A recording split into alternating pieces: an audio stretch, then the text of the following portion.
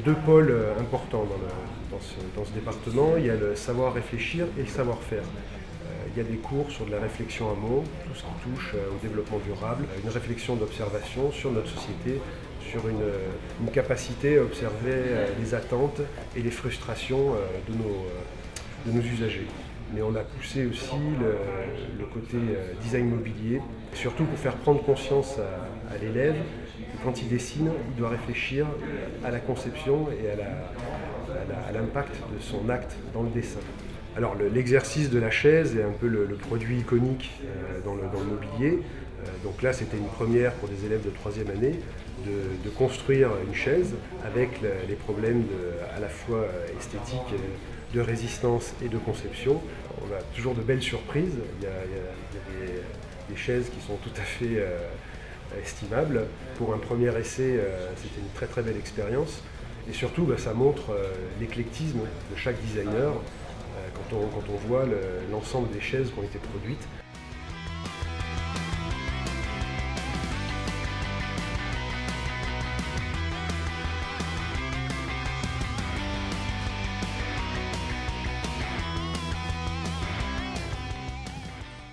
Jardin des Amours, c'est un projet qu'on a réalisé avec le CUB, qui est pas loin d'ici, un centre de création numérique, et un laboratoire de robotique qui s'appelle le CRIF, qui est à Paris. Et l'objectif, c'était d'arriver à démontrer à quoi pourrait ressembler la vie de demain avec du mobilier intelligent. Pour donner corps à tout ça, il fallait donner de la forme, de la sensibilité à des objets dont a priori on ne pense pas qu'ils ont de la sensibilité, parce que les robots, on voit ça comme des objets froids.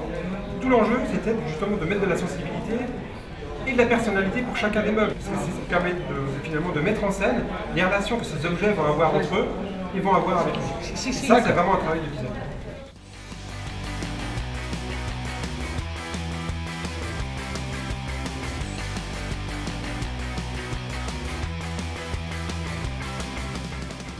Il n'y a plus une option phare qui est l'automobile, il y a plusieurs options.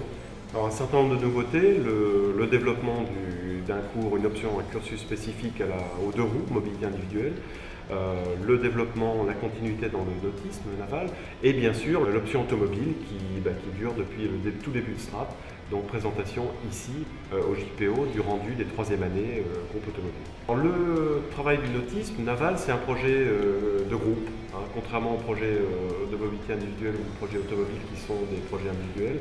Le bateau, c'est une unité complexe.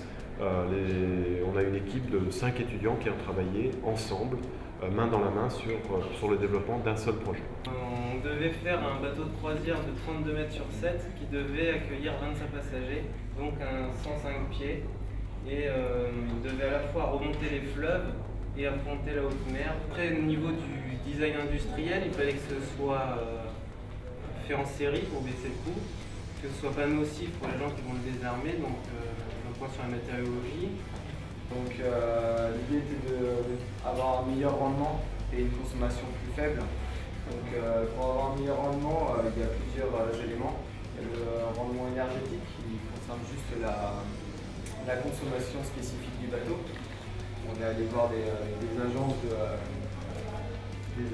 design qui nous ont donné des conseils très utiles pour concevoir notre bateau. Donc on tenait à remercier tout le monde. Et donc voilà, c'était une très bonne expérience pour nous 5.